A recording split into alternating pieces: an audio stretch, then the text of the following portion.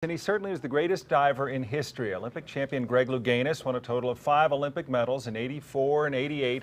And now there's a documentary about the life and legacy of the Olympic champion. And Greg Louganis, kind enough to join us here this morning. It's good to see you. It's great to be here. Thanks. I always think of your career because you have those 4 Olympic gold medals, and you probably would have added a couple more had you been allowed to dive in 1980, don't you think?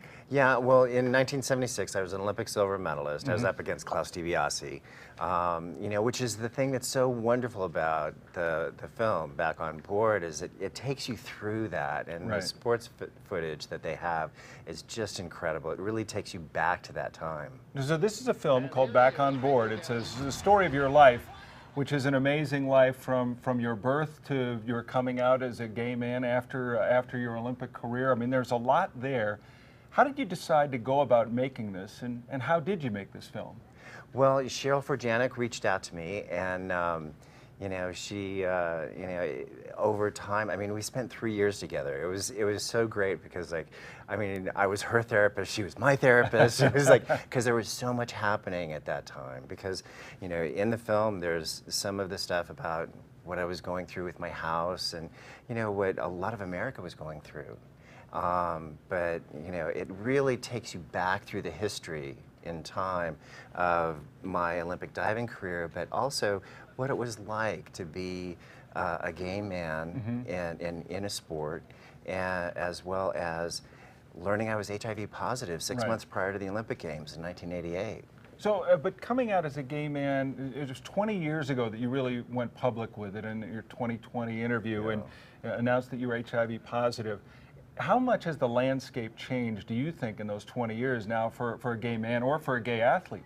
Well, it's changed tremendously because now I got married October 12th, 2013, and that's really where the film ends. But life goes on, and it's so amazing that the Supreme Court rulings and all that, so much has changed. I never thought I'd see it in my lifetime.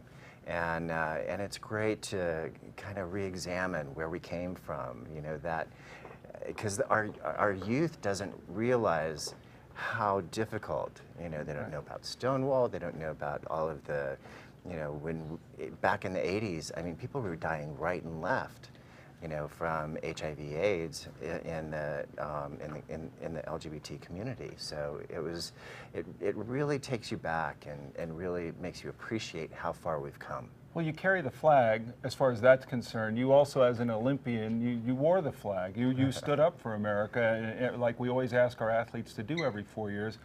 I imagine that was a source of pride, but maybe an internal conflict as well, as far as the freedom you wanted to have that you couldn't quite have just then. Well, at the time, I mean, I was out to my friends and family.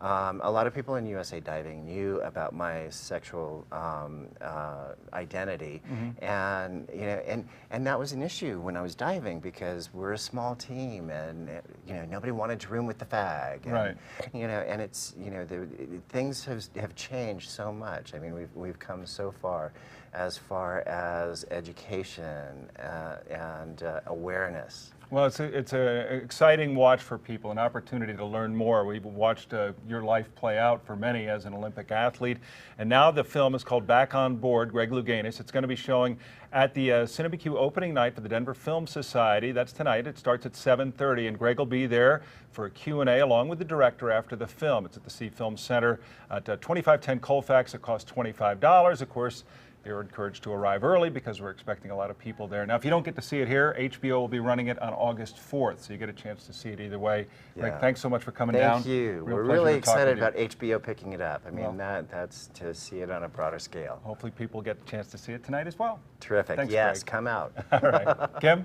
All right, good interview there. Still ahead on Daybreak this morning.